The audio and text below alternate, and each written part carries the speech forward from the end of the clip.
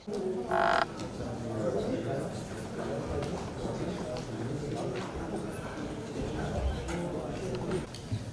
катышуучулары өзүңүздөр билгендей Кыргыз Республикасынын эмгек социалдык камсыздоо жана миграция министри Базарбаев Кудайберген Базарбаевич ошо түштүк региондорун кыдырып эл менен жолугуп кандай көйгөй маселе бар ошо бүгүн Каракулча районуна келип ошо жерде туруктуу эл менен жолугуп бу жерде кандай көйгөй маселе болсо ошол жерден сиздер менен сүйлөшүп чечиле турган жолдор болсо ошол жерден айтып сиздер менен бир айтканда жолугуп силердин көйгөйүңөрдү билгенге ошо Кыргыз Республикасынын эмгек социалдык камсыздоо жана миграция министри Базарбаев Кудайберген Базарбаевич катышып отурат. Эми уруксат берсеңиздер, сөздү Кудайберген Базарбаевичке берейлик. Рахмат. Урматтуу жыйын катчылары, Кыргыз Республикасынын президенти Жапаров Нуркожоевич баарыбызга тапшырма берген болчу. Жер жергесине барып, эл менен жолугуп, көйгөйлөрдү угуп, ошол эле баардыгын өз ордуна чечип бергенге аракет кылган депчи. Жалпысынан Ош обласу жөнүндө айта кетсем, биздин министрлик аркылуу 2022 жылга Ош обласу боюнча биз 3 миллиард 233 миллион сом каржылайбыз Ош обласына. 1 июлга чейин деп Ош областын биз 1 миллиард 658 миллион деп каржылап бердик. Алар Каракулча району деп айта кетсем, 2022 жылга жалпысынан Каракулча районуна 265 миллион сом каралган. Дарымдылыктын ичинде биз 140 миллион сомду каржылап бердик. Негизи биздин министрлик аркылуу биз райондорго, шаарларга, областка ошо каражатты мындай даштабы берип жаран берип атабыз. Эми өзүңөр билгендей, акыркы учурда Кыргыз Республикасынын президенти Жапаров Нуркожоевич социалдык маселелерге абдан көп көңүл буруп атат. 2021 жылдын 1-октябрында майыптарга каралган пособиялардын өлчөмү 100 жана 200%га көбөйтүлгөн. Өзүңөр билгендей, бүгүнкү күндө биздин республикабызда 202 миң майыптар бар. Анын ичинде болсо 120 миңи алар пенсия алышат, соцфонд аркылуу пенсия алган майыптар 82 миң майыптарга биз пособие беребиз. Ошо эки болсо, жана мен башында айткандай, Садык Нуркожоевич 100% жана 200%га көбөйтүп берген болчу. Ошол эле учурда майыптардын арасында по общему заболеванию деген майыптар бар. Аларга болсо 1 июнда дагы 100%га Садык Нуркожоевич пособиясын өлчөмүн көбөйтүп берди. Андан кийин биздин тармакта бир топ эле мындай түрдүү пособиялар бар. Анын ичинде болсо, балдары бар үй бүлөгө көмөк деген пособияны биз элге беребиз. Бүгүнкү күндө республика боюнча 105 миң үй бүлө, анын ичинде болсо 345 миң балдар үй бүлөгө көмөк деген пособияны алышат. 2016 жылдан бери ушу пособиянын өлчөмү көбөйтүлгөн эмес. Уже 6 жыл өтүп кетти. Мына быйыл 1 июлдан баштап үй бүлөгө көмөк деген пособиянын өлчөмү 50%га көбөйтүлүп, мурун 810 сом болсо, бүгүнкү күнү 1200 сом болуп калды. Бирок буга дагы чымырки толук деген коэффициент бар. Ага кошулса, андан кийин 1365 сом болуп калат экен. Негизиненчи. Ошондой урматтуу жыйын катчылары, биз ушундай монтип акча аркылуу бир топ биздин мутаж болгон үй бүлөлөргө биз жардам берип атабыз. Бүгүн болсо биз мындай кылсак, жана азыр аким айткандай, биз мындай жеке суроо жоопко өтсөк, менимче бул мындай пайдалуу болот да. Анткени ар бириңер бияка келиңер, ушундай бир көйгөйүм бар, тешилбейт депчи. Ошонун баардыгын угуп, мына мен ушул жерде так жообун берейин. Эки неберем бар, эки оорулуу. Анан катарлык врачтардын жардамы менен быйыл 10 майда операция кылдырып келдим. Өзүңүз билесиз, аяка бияка чуркаштын кыйынчылыктарын. Ошону ассистент кылайын десем, ошого не подпадает деди. Ошого 40 жыл иштеген экен. Анан бул бир. Экинчи, 3 неберем бар, ошо эки оорулуу, бирөөсү 3 класста окуйт. Ошону пособияга чыгаралы десе, номеру жоголуп кетти эле, невозможно. 20 жылдык небе. Ал бир темир жатат үйдө, мен билбейм. Окуй машиналар бар экен дептир, onu чыгарбайт. Анан мына жерде соцпомощтун немеси турса керек. Будан мурда менде здоровьени да берсем суроону. Президентке барсаңыз аны болбойт деди. Мына жаңы келгени да азыр отура ушул жерде билбейм. Анан ушу кандай закон өзү? Өзү жаш бала төрөлүп, анан биз берип атабыз деп сиздер мактанып атасыздар. Көмөк пулду мынчага көтөрүп бердик, анан ага чейин мынча болчу. Биз мактанбайбыз. Биз так баарында айтабыз. Мурун мисалы 800 сом болсо, азыр 1200 сом болду деп айтабыз. Мурун балдарыбыз 4000 сом алса, бүгүнкү күндө 8000 сом алып атат деп айтабыз. Мындан кандай берген деп бурмалап айтканыңыз менен чыгырасындай тура эмес го? Жок, бурмалап жокмун. Бул биринчи иретте. Экинчи иретте, монеке пособие жөнүндө мен түшүндүм. Siz kalınız. Ben şu çoğuştan giyin, sizi ceke pürüm koyayım. O şeyden mısırınızı kalpireyim. Buna jardan emesi var da, oşonu karap türgen kızıma normalini nemelerini çıkarbay etat. Buna dokumentlerdi sizge kayırıp kolunuzga karmatayım. Toktoktur, men aytıp durup buna birinci beri atkan emeleri aka. Ana buna giyin, ana mukragandan, ana buna yazgırdım. Hiç veremedi. Keçe günü neme akça tölevesin, özü çıkmay dursa men kalktan birinin çöndüğünü uğurdayım bir de, çöndüğünü oturayım bir de uğurluklayım. Men oşun aytayın adır bardık neseler. Bunlar döndü neme alınız, men hazır aytam bardığını.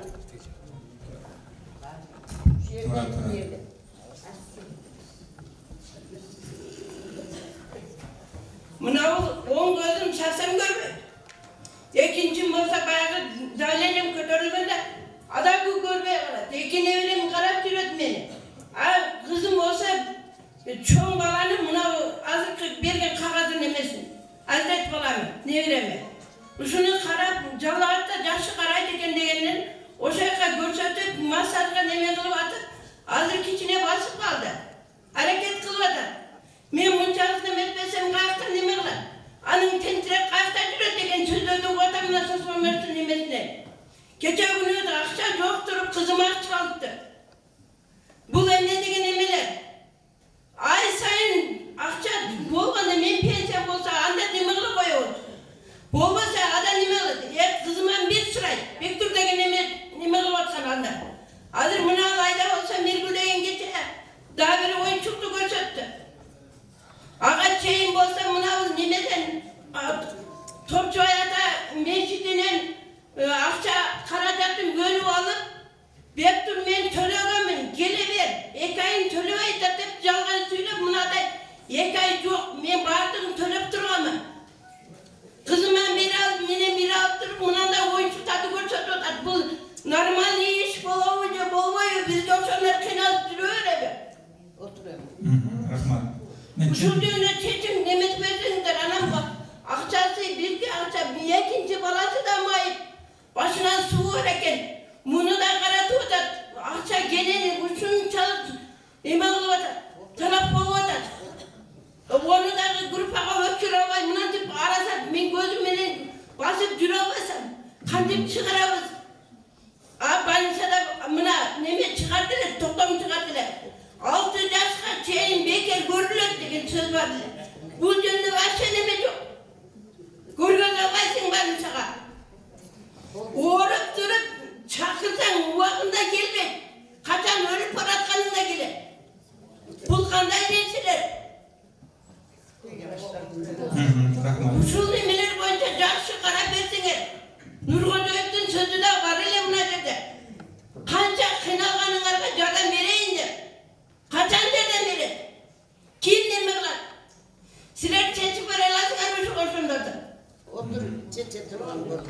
Urmatlı Ulbu ayım. Men atayım geldim. Neden bereyim dedim. Düşündün mü sen? Bu sizin sorunuzga cevap. Bu birinci rette. İkinci rette sizde oradaki cek asistent olup kim işleydi? Kızınız mı? Mağala. Yok. Oradaki patentke. Patentke al niye öğrenmek karaydı? Yok. O şurada. Oradaki patentke kızınız öz kızın karaydı. Tura mı? Öz kızın karaydı. То есть kızınız bugün günde 4.900 сом alат. Nagin emmek katarı, emmek stajı ötöbület. Giyin udayın bursa pensiyaga bu var болады. Турабы?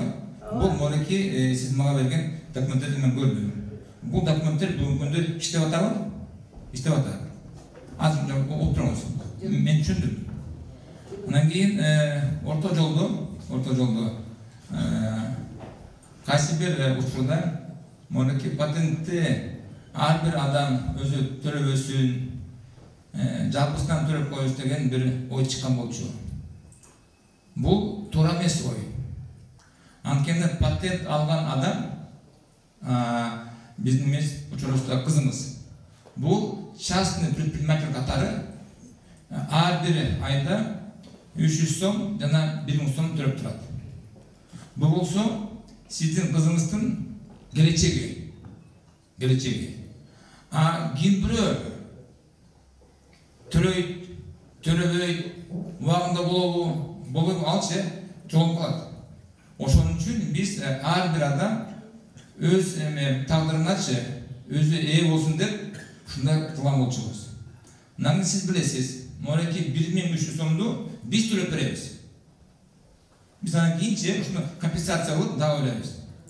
O şöyle oturda Prezident Nurguljoyevich agışı 1 iyundan başlar bayakı 4.900 som emes 6.300 som dep koyup bergen. İyundan başlar monaki jeki asistent 6.300 som koluna aladi. Plus janakı patentke 1000 som Demege tege налоговый мünstüm ibaka 300 сом. Anda biz kompensasiya kılıp bereriz. Oşundan bardığın montik koşkanda 7600 сом kılып kaladi. Oşonla oturda tege neverenizke daha 8000 сом пособие var. Turabı?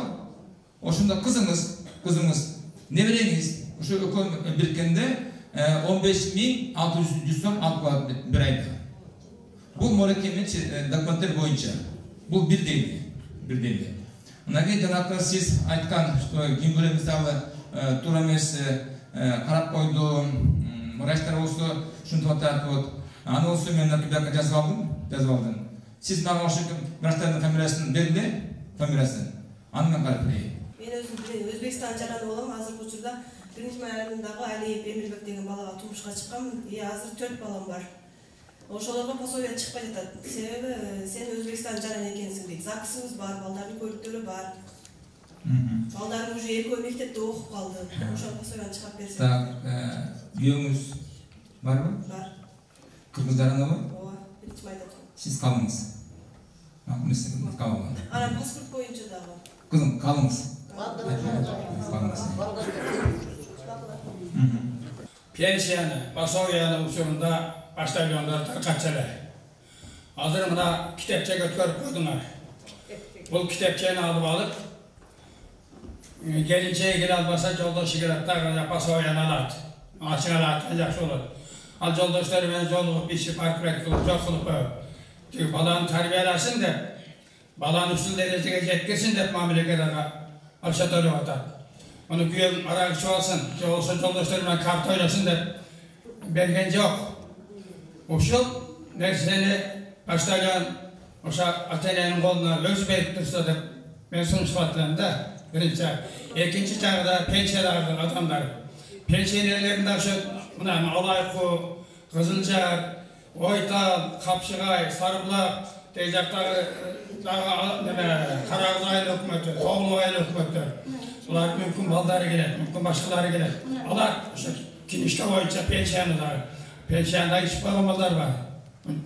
Aytuğa bolbay ispeytler, bola tüşüge. O tuşlarda bardığına başlayılan jetkir berip turslar. Başlayılanları kıskarttılar bu yerde. Ajra sistemasi aşağı bolot. Şu asabiyan içip koyup, yaş gelin, yaş jubaylar ajrashıp, ekiden üçten balasın bilen. Misal bunu televizordan görüp otamız. Televizordan görgen nerseni gana men. Bunday el gajariyagı aytgım gelir. Şunday nerseni başlayılan nagüne jetkir berip turslar. Aldırar başlayılanlar yok, arbay. Sorasan, uşak kıskartılgan, anday olgan, munday olgan deydi. Geleksin, alasın pensiyanı, üye barbay. Oşan için buna şu pensiyanı, pasoviyanı, alıştı, Toğlu rayonları, ayıl hükümetleri, Toğlu ayıl hükümetleri, pensiyanı, pasoviyanı, pastalyon verip uşak tarkatmışsa jakşırı. Ayrımcılığında akçası yok, pensiyonerler, özellikle barayınca akçası yok. Kaçan gelir, belgesiz. Kini kolunda kitap var, Karaağlı'dan var olasın. Hatta elde kino olur, elde kino, el kinalı otar. Çünkü eğitim bana söyleyeyim, özüm için söyleyeyim. Özüme bergen pensiya jeter, kinalsan da jeter, kinalsan da jeter. Keldin koyayım bir, tuğra jeter, tuğra karap basın var. Ondan keyin, bana üylerinde jatkan, argan adamlar var, oğurlu adamlar var. Kaysınlısı karay, saspamışı karay, saspantı karay, şuradan barıp kavur alganımız yok. Ben uqtum, oşanı barıp karadı, kantek, kerim, gözü kandayımda, ayrılar adamlarına varken. Ne barıptır oşadan kavar alıp, bir kolgun çuğay, üyün şıpırıp, garap bir ufot çasagan adamlara ayrıktan etiken sinir bular karavay. Saçı men yaşagan köşede köy şo var. Gelindin kolun hazır Kuday iş albarsın. Kaynanesinin zulmanlaşan gelinleri var. Gelin degen biraz demokrata bir atırılıp çıktı. Atırılığa noktay oldu. Ayrım gelinleri bunlar. Oturak şekerde. Kaynanesi oturak, gelini oturak. Sular tartipke düşpey. Uğam şuna dersen aile hükümeti kıdırıp barıp bir karap tartipke çıkırbaydı. Bir neyse sotka var kıla, organ da var kıla. Organ tergeplerge sotka tıkırıp, sotemlerge var kıla, jeytikine çıkı bilmeyi. Ağır jağın, benim akine karakterip, jağın benim akine bir işimizi peşin var. Ondan ki buna bazarda, hazır aytmalar, koşular köveyettiğin deyimde, bazarda şu nokta degen çeşitler bağ götürülür. Eldin kıyınçılığı var. Pensiya pasoya almagan adamlar var. Alar pensiyan alasın, pasoyan alasın. Almaganlardan tek. Pazar ekonomikası degen antimonopol aksına karaş gerek bunu. Anandaydı. Sırttan gelgen derseni, produktunu karap, kança bağımdan geldi, ayerden geldi. Karaş gerek bunu, yedi utar nöbege çıkarıp, aşkasızlıktan topçuluk'a çıkarış gerek. Bir de dolar var, dolar. Dolar ben soda algan yok da, son bile soda algan, son bile. Buna benzinim var. Boktur bu, dünyalık öğrenip, benzinde eşkim ayta albayım. Bizde özümüzde öldürgen benzinimiz yok. Sırttan gelip ağaçını isteyip var. Bir de benzinim var. Özgünler akılsa da benzinim var. Boşlar akılsa da benzinim var. Bardağım var. Buna, ayrıca nam meselesi. Ettilatla, bir ay etçeysen isterse olmasın. İkinci ikisini etin, tatkanı kalasın. Nam meselesi. Ayrı mühüleleri var. 5-6 balasın, ne veresin, ne verecek, mektepte cüret namı. O sisteması açıcısı lazım kaldı. O şuna bir soklandı, bir kantik bir jetkir benim degenleri var. Bana benim iş okun, 2600-2700'de bu kuatandır. Alay etmedim. Bana, şu sisteme katcan, neme geçiyor, yol olsun, oğlan. Bu sistemanın olduğu için kim hareket kılar? Antimonopol yap, barbay, karavay, vardı, geldi, yok. Bana, şunday yübülerler var. Şunday, çağırdı yübülerler. Bu tuğramız, o şekerde başlayanlar istese, mağazet girip pratik olsun. Başımda rayondan içinden, başlayanlar takatadılar sanırım. Artık kinega. Kinega degen yer, kino terörde. Şuracağın, açıktan açık karakter üstünü zönge salgılar. Soranıp eder. Eldin atına, yani özümün atına. Ondan keyin bana hakem, minister oturasınlar. Bizge bir şey teklif ettiler işlerde. Prezident gelet, premier minister gelet, deputatların çoğu gelet. Yok kavar albaydı. Gelse yeldin göy-göyleri öz kulağımdan ülkese jaşı oldu. Suranam yeldin adına. Uşulara kat yazıp olsalar şuları getirseniz eldin göy-göyünü aytıp kalsa. Rayondan hakimine bergen nömrete sol Pasoyan'ın pensiyanı kararı. Gireşesi yok. Aşılacaktan alvan. Pinadel denen işlemeydi. Yok. Altı var zatı yok. Şundan inerseni biz yolda salsa rayondan hakimden daha bilirsen talaplı ortuğuna gerekti. Rayondan hakimden ne talaplı var? Eşmesi talap alırlar. Onlar bize çok. Yok eşmesi. Taş minen mıslan da işleme çıkmadı. Lopatka minen mıslan da işleme çıkmadı. Açıcaktan üstün vardı. Kıskartmadı. Oşam için de var neyler? Premier Minister'de, Prezident'te gelişimiz, sıradık edemediğinden. Gelişimiz böyle aytağız. Hakimden içinde haklarına yapmalış gerek. Ürünü hizmattan alış gerek. Ürünü hizmatına koyuş gerek. Rayonda bizler geçkiye tartısı. Alırga hemişe güvenip boşalı ceriklara tekşeriş gerek. Lajman aile hükümetleri iktidar bağına aile hükümetleri. Açığın aytığında. Mestasında otursak duruyor. Takmentke varsa mestasında yok. Bakın boşa takment. Mestasında yok, tapmaydı. Yok. Ayrıkmak varsa, ıspanak varsa yok. Yok. Bezgi değil. 10 gün duradım, 20 gün duradım. Oşo takmentler kuralı. Çekini tam işlesin. Aile hükümetinde ıspanak verirtiler. Başka mekime uyumdağı. Barsam, buna takment, buna turmez, monday takment. Alparsam turemez. Sen açık aytalmaydı, akşa talap kıl. Akşa talap kılsa, anda bana yübülesine seller inlerler. İnlerler. Yok. Rahmat. Vardır bu. Men mağa teşebbüslerim barına çok bileyinizke. Birinci rete dönakınca başlamıyorum dep siz aytkansız. Ey morti kartışını batkansız. Başlanınca. En başında. Emi bu kunda mundayda her bir adamdın öz erkini. Kalaylı başlamıyorum bulup kalaylı morki çip arkalı akçan alır. Mundagı çip жақсы жағы бар. Жана сиз айткандай жаман жағы бар экен. Мисалы паштөлөнүлөрчү өз убагында келет, өз убагында келбейт. Турмушта баардыгы болот экен. Баарыбыз паштөлөн деп арабызда жаспай, бияка өтпөсөк, анда паштөлөн болот. Бияка эч кимди кыйнап алып барган жок. Анткени чип аркылуу жаңағы пенсияны, пособияны, мысалы, Бишкек шаарында жүрүп элечи, тиги алып койсо болот. Мисалы, паштөлөн болсо, ал адам болсо, атайын бияка Карабулжага келиш керек, үйүндө болуш керек, күтүш керек. Бирок сиз мондай абдан бир жакшы менен көбөйдү көтөрдүңүз. Бүгүнкү күндө биздин жаш балдарыбыз жумушчулукка негиздеп булар үйүнө отуруп калышты, иштебей калышты. Анан кийин жанакы пенсия менен пособия менен булар дагы жашап калышты. Бул көйгөй. Муну жоюу үчүн да биз эмне кылып атабыз? Жооп берейин. Биздин системада бүткүл дүйнөлүк азык-түлүк программа деген бар. Аны сиз окугансыз, билесиз го. Болсо тиги ар бир жамаатта элдер биригип өз айылдын ичиндеги арыкты тазаласа, бакты тексе, ошол айылга керектүү иштерди кылса, булар кошумча жардам аркылуу он менен майды алышат. Эмгек акы катары. Кылган кызмат өзүнө, өз жерине, өз үй бүлөсүнө. Бирок анан кийин мудагы монтип үйүндө монтип жатып калбасын деп, эмгек акы деп ага төлөп беребиз. Бүгүнкү күндө республика боюнча 52 миң үй бүлө, анын ичинде болсо 260 миң жарандарыбыз 1700 проектке кошулуп, ушундай иштин үстүндө булар иштеп атышат. Анан кийин дагы сурооңуз эме болду, жанагы сот кызматкерлери жөнүндө. Туура, бүгүнкү күндө Карабулжа районунда бизде 16 сот кызматкерлерибиз бар. Булар Карабулжа районунда 127 жарандарды тейлейт.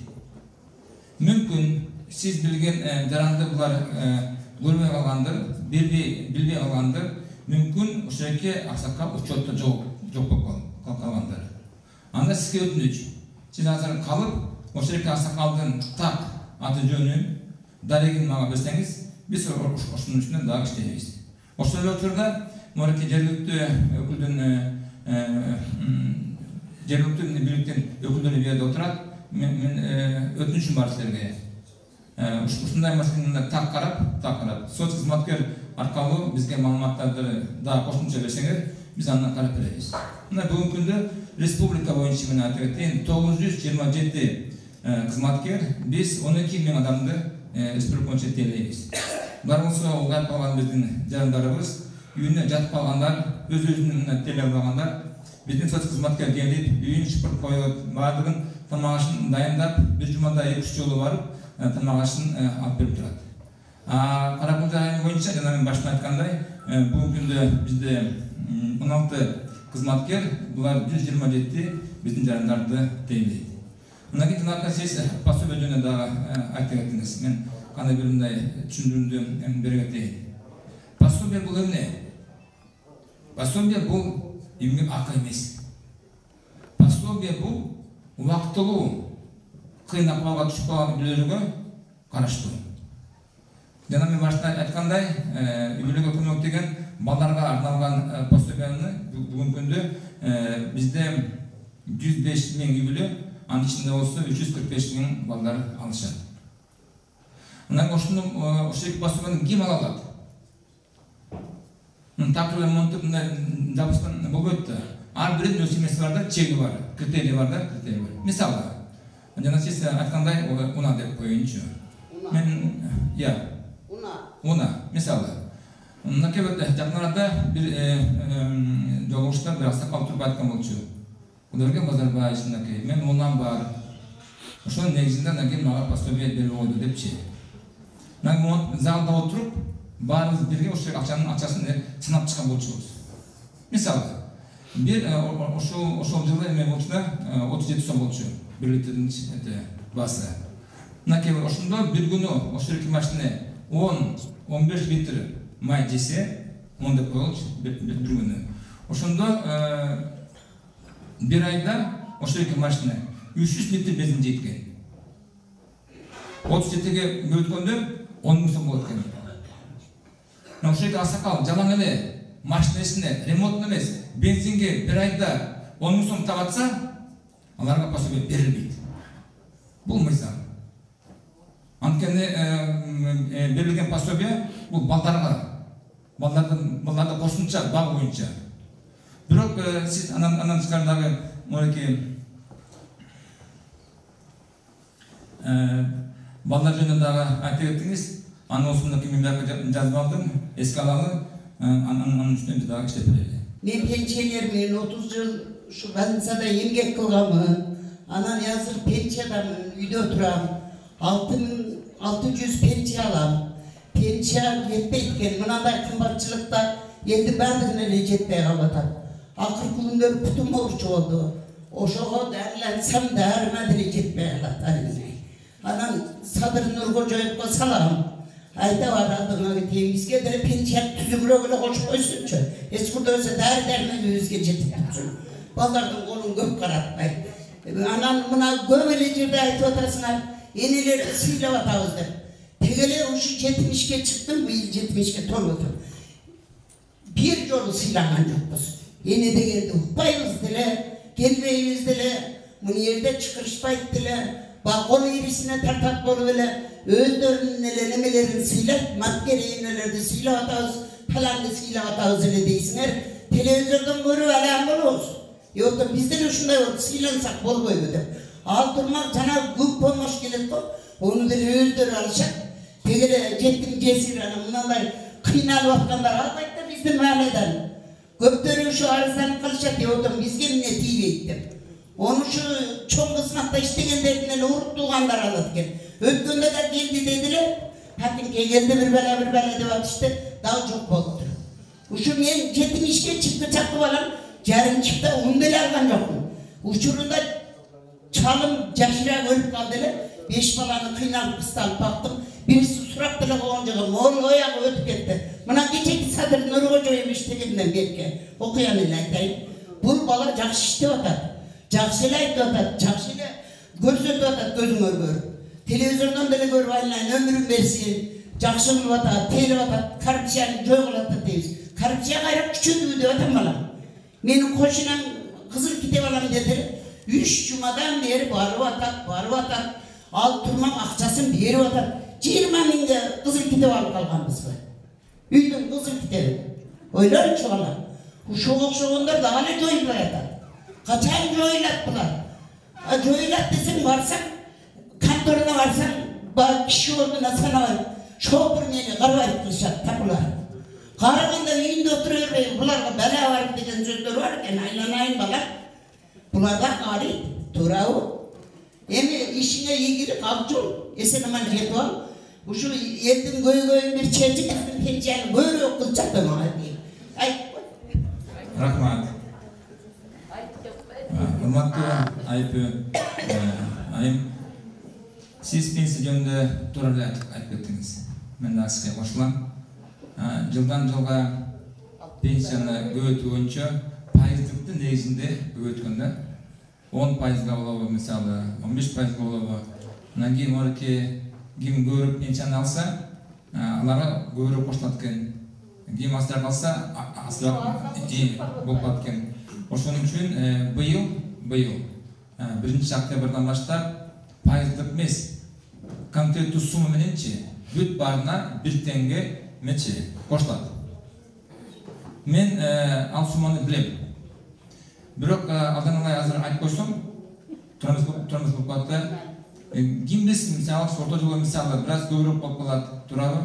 1-октябрга чейин азыраак болуп калат. Анан кийин мен кандай бир бүгүнкү күндө кул үмүт берип койсом, анан кийин ишке ашпай калса мен өзүм жат болом. Ошон үчүн мен азыр мындай кул үмүт бербейин, бирок жакшы эле сезимди кошулат. Ишенип коюңуз. Мен 1-октябрдан кийин сиз менен дагы байланышкандан кийин сиздин телефонуңузду алып алып, мен сизге чалып көрөйүн, ошондочу. Ыраазы болдуңузбу деп жагандай. Макулбу? Жанагы калган маселе боюнча мынакей акимдин биринчи орун басары көзүндө сүйлөп атабыз. Булар сиздин номериңизди жазып алды. Сиз аркылуу сиз курактуу айымдарды булар мынакей иш-чараларга катышканга чакырып турат. Чакырат сизди. Söz çakar sizde. Bizge oşanlar mayıptar, körler, duduklar, oşalar boyunca aytsam bolabı. Aytıversin. Mına uşul nemeler mayıptar çakırgan mezgilde birine ala birine çala kılıp uşunu normalde kılıp nemesi. Kaçan biz uşul nemelerge yetişeviz aka. Düşündüm. Men pensiyam özümün uğruma jetpeyt. 5500 alam. Çevirmekle kolda uçup ana kiçinike bağlarım mektepke getip kalganda sarsenba salbaydı. Uşular boyunca da kiçine yardım bolup kalabı bolboybu. Kiçine nemeden hökümetten kiçine mağa kiçine yardım kılıp yer verişip üy salıştı. 82'nin bağları üy salıp verdi. Anan bunun toluk pütkön emez. Anam bunu men emip az kamsız bolup sudan kıynalam. Su çıkpay, sayda yaşayım. Mayli suyun ortasında olsa da belgiletti de uylap sürü aldım. Mayli rahmat olsa der vergenler. Emi, men şu aydarın kiçine başladan kiçine pundan emirekin derdim kılçıra. Karat senin ahvalın kanne degen hiçbir adam bulmadı. Ahvalın giyin men bu ağır bir nimede mekemelerde bu nime göz önünde tursun degen nemedelim. Suragan adam yok. Kara nabarat buna sözlemek nemesinde işlegen ballar nemeni alıp ana janağı orada pide birbirlerde alıp öldürecek koygunladıgan devlet. Berip koygunun ortuna öldürecek koygunladıgan devlet. Birinci rette siz ayta kеттiniz. Sizge 3 bölmölүү үйдү куруп берипти. Туурабы? Бул чындык, Чындык. Негизи 3 бөлмөлүү үйдү куруп бериш бул деле оңой иш эмес турабы? Бул бир төбөлө иш. Бул бир дейли. Экинчиден бул майыптык боюнча өзүңүз айткандай буту боюнча майыптар бар турабы? Көз боюнча майыптар бар. Андан кийин булар кандай бир коомдоргочу биригет да, коомдорго. Мисалы 3 декабрда жыл сайын эл аралык майыптар күнү болот. Ошондо мынакей укпагандар, көрбөгөндөр булар бир эмес уюмга биригип алып, булар милдеттүү эретте мындай бир майрам сыяктуу кылыпчы өздөрүн мындай колдойт да, ошолорду болсо жергиликтүү бийлик, өкмөт дагы колдойт. Сиз ошол топко барып коштуңуз, мүчө болуңуз, ошол жерде активдүү жаран катары ишиңизди кылыңыз. Рахмат сизге. Жанагы мешиттен берилген орозо пикирден алып коюп деп атпай, мен туралы киши түшүндүрмөй коюйм. Анагы орозо пикирдин эсебинен үйүндө жаткан кары-картанга, көп балалууга, камсыз болгон үй бүлөлүүгө мешиттен карап туруп ошодон неме бөлүнгөн. Айлы өкмөттөрүнө кулактандырылган, айлы өкмөттөрүнө. Мынау немеге соспон кулактандырылган. Булар алып койдуруп жеп койсага молдо күнөөлүү эмес, мешит күнөөлүү эмес. Ошол адам күнөөлүү. Азабын ошо тартат. Бул специальный молдолордун коллегасы бар. Мен 2 жолу айткам бул сөздү. Бергилегим ошолор, камсыз кылып койгула. Az da olsa kişine jölök bolsun. Sawap деп туруп айткам мен. Рахмат сизге. Рахмат. Дагы мындай суроо бар. Бизде мен суроом электрондук соц паспорт боюнча.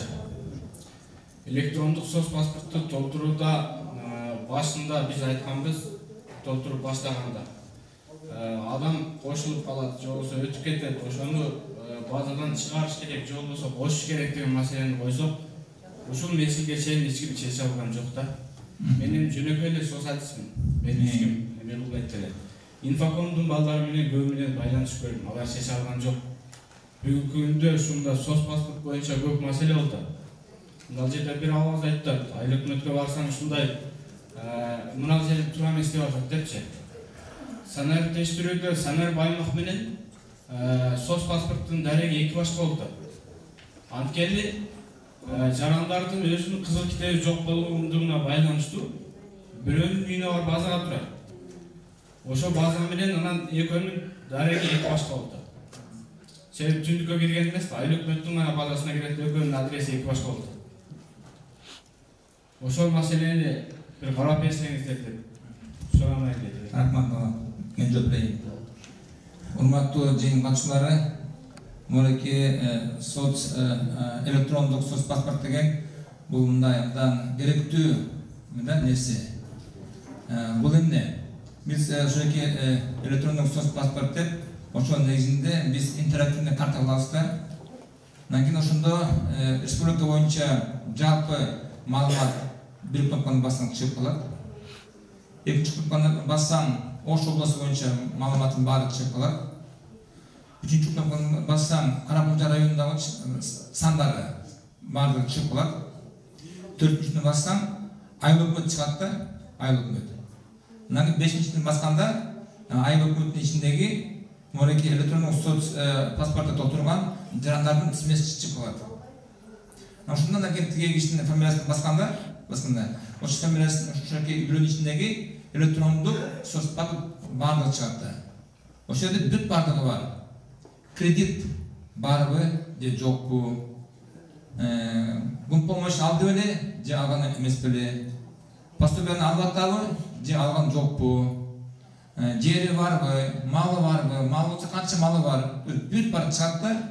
Ошонун негизинде биз бүгүнкү күндө 219 миң үй бүлөнү мындай кандай бир мындай жакын жашагандар деп эсептейбиз.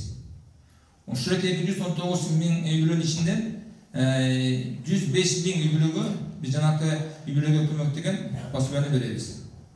Калган 114 миң болсо жалгыз жашаган адамдар, бу жерде айткандай пенсиясы аз болгондор, кандай бир жардамга муктаж болгон үйлөр. Ошондон биз быйыл июль айында республика боюнча баардыгын жазып чыгарып бүттүк. Эми биз ушул интерактивдүү картаны инфокомдун негизинде эмеге алып чыгабыз болгон, интерактивдүү картага. Ошондон кийин бул интерактивдүү карта сентябрдан баштап иштеп калат. Анан кийин жанагы пособие алгандай эле биз муну жаңыртабыз силер. Мисалы, карап турасыңар. Мисалы, ким бирөө бираз мындай турмушу жакшыраак болуп баратса, мисалы, ал силер чыга берет. Мисалы, ким бирөө болсо, муктаж болсо, анан болсо силер силергечи кирсесиңер. Жапкыстан биздин мындай прогноз боюнча 219 миңдин тегерегинде бул эретте бияка 5 миң, бияка 5 миң деп республика боюнча. Ошондо биз монде так бүт бардыгын билип калабыз да. Мисалы вот, мен ушуларга келип, жанакы эметчи, планшетти бияка алып алам. Кимнеки апабыз мага суроо берди. Апабыздын камерасын бияка киргизип койсом, бир эле секундта бүт бардык ачылып билинип калат да. Эмнеси бар экен, эмнеси жок экен, кредитти же малыбы, жериби, унасы бүт бардыгы анан кийин эмнеге укугу бар, эмнеге укугу жок депчи. Ошондо эч кимди кыйнабайт. Баарыбызга жеңил болот да, баарыбызга. Биринчи иретте биздин элибизге жеңил болот. Ошондон кийин жаш балабыз ушул маселени көтөрдү. Бала биз сентябрда ушул кини бүтүрөбүз. Анан кийин дальше будем на обновление. Рахмат сага. Пособияны айтайын дедим эле, 2 балам бар.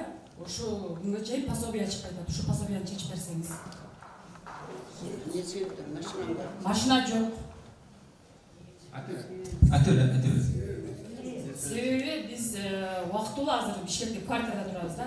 А бул жака келсек, кайсы жерде жашасаң, ошол жерде чыгат дейт. А биз ал жерге барсак, учеттон кайсы жерде болсо, ошол жерде чыгат. Так, кызыңыз. Учеттон чыга элек ал жерденчи. Отур, кайда жашайсың? Бишкекте квартирада бар. Так. Кайсы райондо? Дача суда. Кайсы райондо? Карабулжадамы? Жок, кайсы райондо Бишкекте? Дача суда. Сокулук дача суда. Сокулук району. Ошол жерде сен жашайсың, үйүң, 2 балаң, Кызым, сен бияка келбеличи, шагыл мага берген, шагылда. Нушка карап берем. Макул, бирок, сен бияка келгенге жараша, аякты көтпеле коюп, азыр берден калып кал, азыр барын берден чечип берем. Ушулар мындай суроолор ушундай төнүп калган го. Анда мен бир дагы бир жакшы нерсени айта кетейин. Биздин тармакта мурки пособие биз бергенде, муну биз пассивный деп коебуз да, пассивный мера. Мына беребиз деп пособие болду.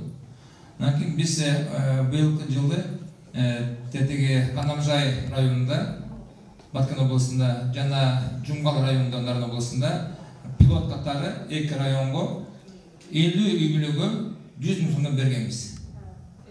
Анан кийин ошолор бизнеске шыгырбардар, тыңырактар, ошолорго 100 миң сомдон бергенбиз. Алар болсо, ким болсо мисалы швейный цех ача коюптур, мисалы припежитный цех коюптур, жанакы ремонт машиналарды ремонтлаткан сварочный менчи.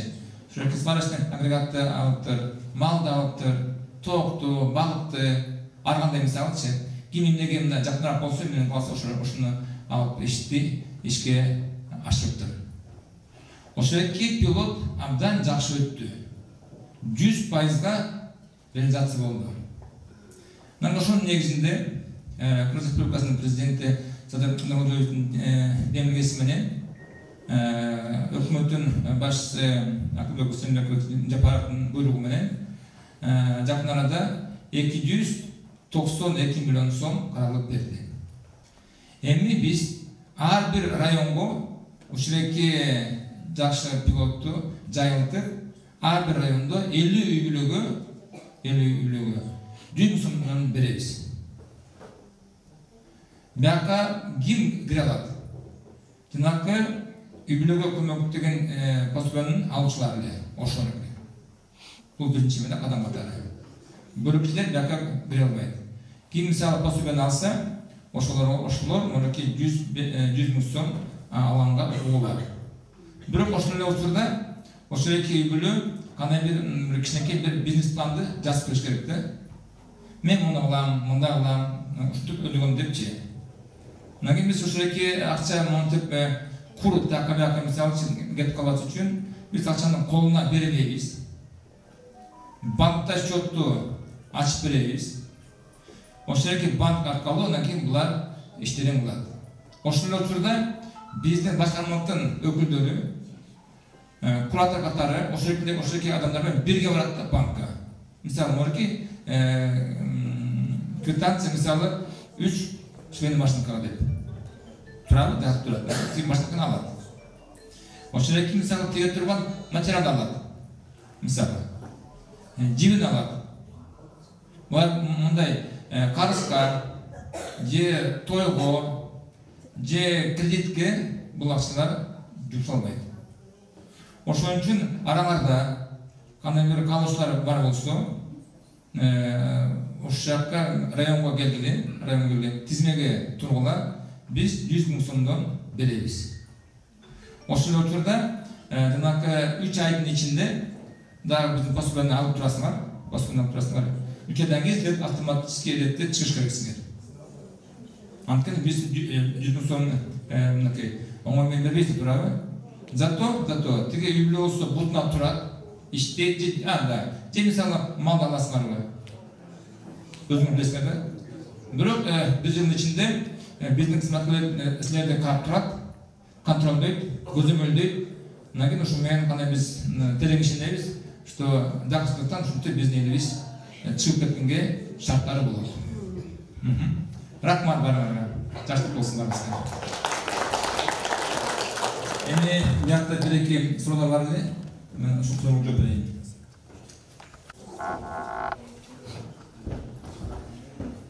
Суроо.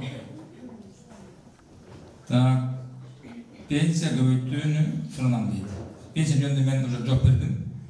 Быйыл 1-октябрдан баштап пенсия сезимдүү эле көбөйүп, анан кийин эже мен сизге чалам, анан кийин биз сиз менен анан кийин сүйлөшөбүз. Макулбу? 5-октябрда. Бул бедейле. Андан тышкары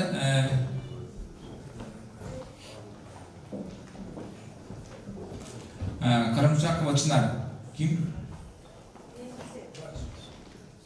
Сиз азыр калып, могу жерге келсеңер, бияка. Азыр мынакей бияка, макулбу? Ушул жооптон кийин биз карап беребиз. Макулбу? Рахмат. Так, мынакей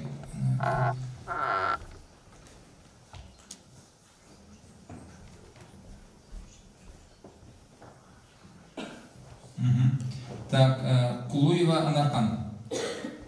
Барбы? Так, сиз мынакей жерде 2 киши отурат. Чогултан кийин бул 2 кишиге барбы? Анан кийин мага келесиз. Макул, мынакей Анархан. Түшүндүм сен? Рахмат.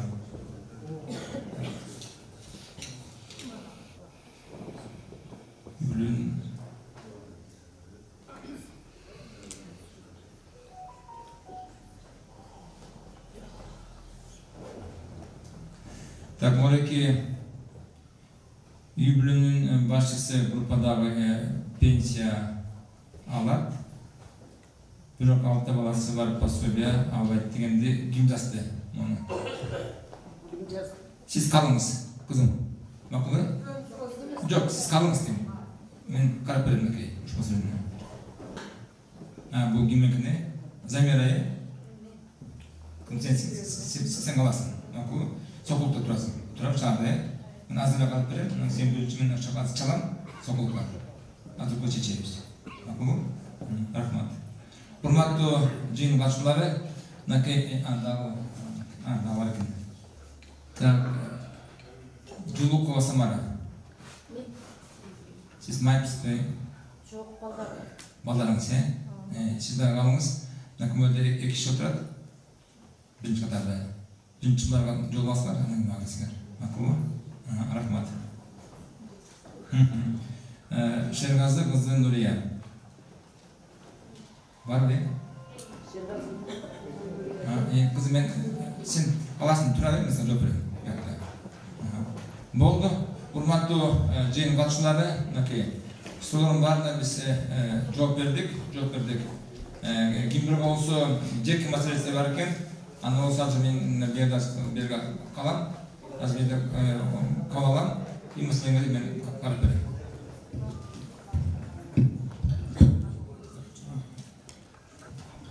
Урматтуу туугандар, сиздердин атыңыздардан мына жерде бир суроо бар экен. Мен жооп берип коеюн бул жерде. Нурматова Темирхан эже, Алтын Күрөктөн.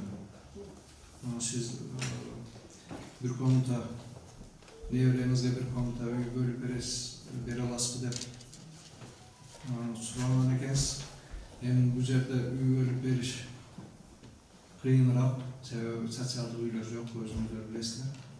Yer meselesi olsa girseniz çerez ayı hükümeti arkalı çizse olur.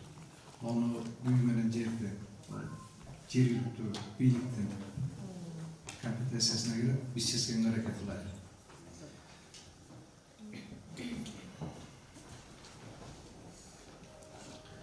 No 20 iyun saat 14 çamasında pensiyon rapam 90 yaşında uyu belgisi ötetinden örtön pek kara soru. Kalimade kara soru ayrı örtetinden bu. Sizlerden büyü boyunca bizim malumatlar MÇS'den daha teriştirdik, bu yerden Gostrat'tan daha teriştirdik. O son için hurmatlı toğanlar biz sizlerden suranıp dağıtağız bu özü milleti bağımsızlandırу деген şu sizlerge okşoonlara güç kelip kalbasındır. Hem şu özlerinin kalbosu menen gamsızlandır desek hiç kim gamsızlandırbaydı. Şu büyüdü gamsızlandırıp koysa oşol kança çıgın geçse oşonu төлөп berediler. Bizim ayın yerinde 600 son bir yılga 500 binde çeyin төлөп beredi. Şahar yerinde 1200 1 milyonga çeyin төлөп beredi. Ушуну biz özümüz пайдагерлик менен караган эми бул кырсык деген Кашкабактын ортосунда. Буну biz айыл өкмөтү менен сүйлөшкөнбүз, колдон келсин сиздерден. Şu kansız boyunca benim bir sorum var. Ayıp koyayım.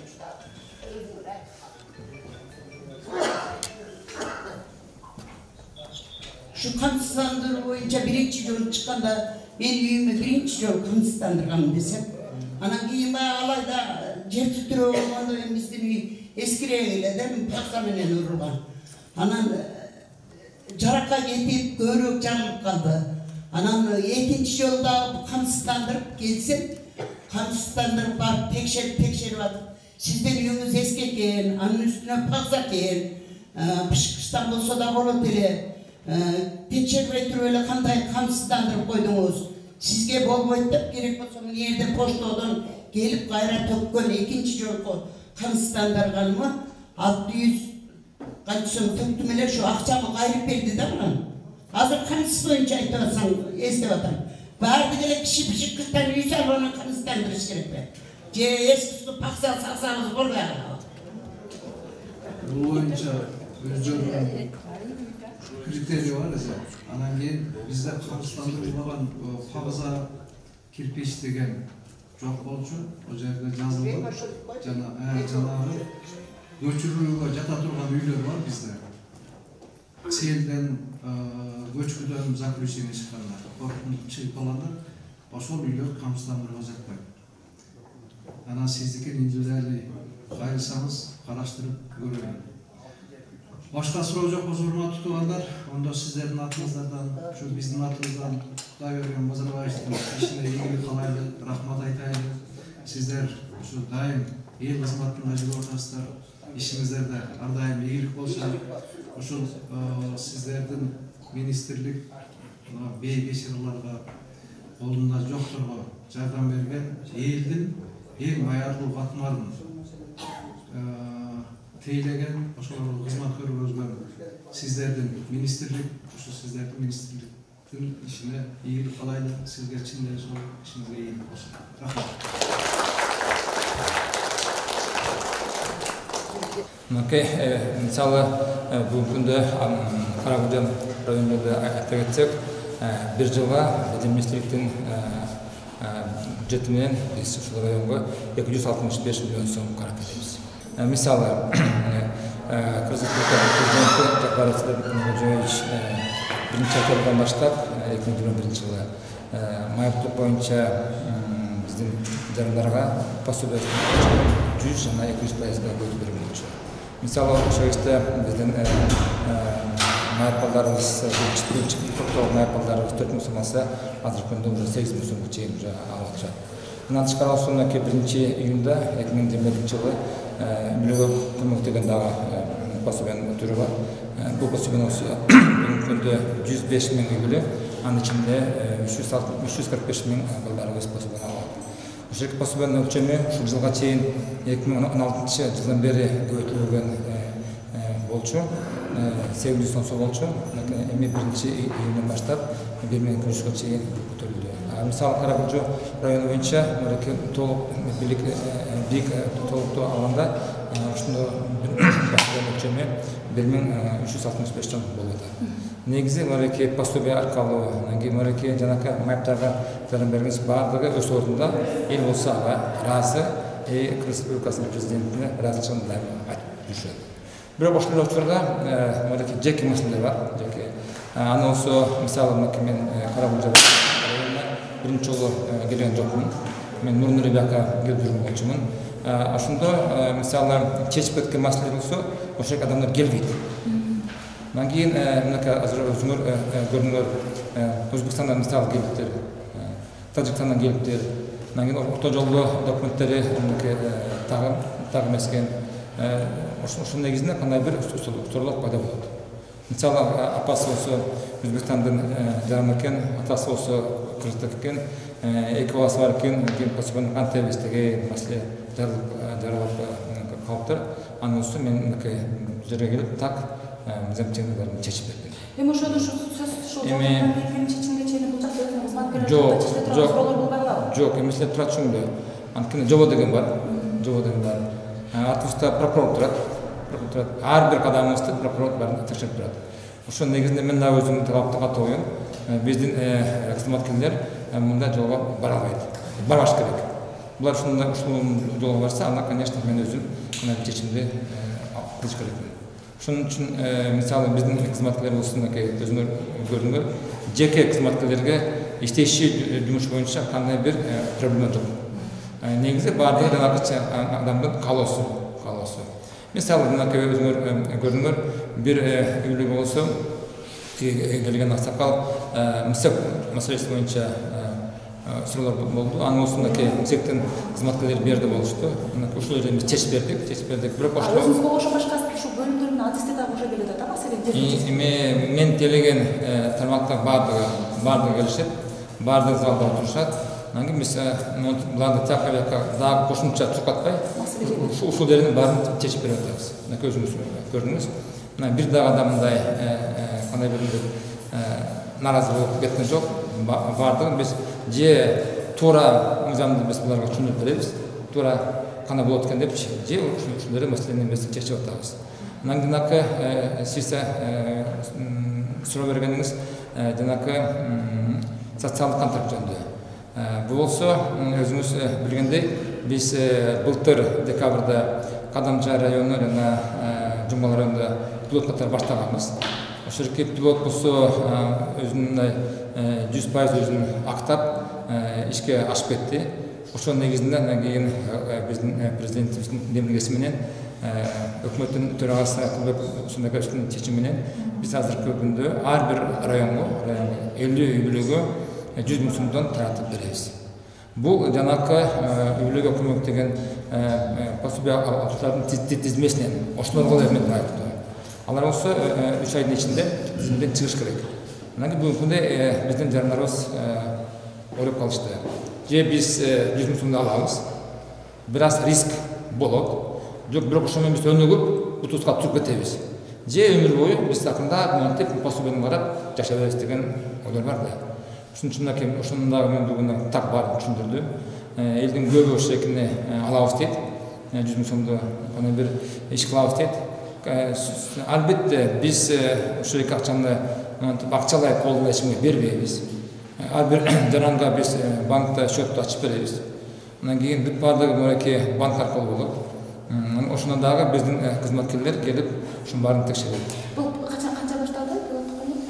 Бул өткөн жумада өкмөт башы жаңы эле койду. Биз ушуну болсо мынакей августтун ортосунан баштап ишке ашырабыз. Жана эмеге эки областар барбызбы? Ошолордон жана 3 айда карап көрүп чыгат экенбиз. Ошондо жыйынтыгы кандай болду? Канча өтүп чыкты? Айттым го.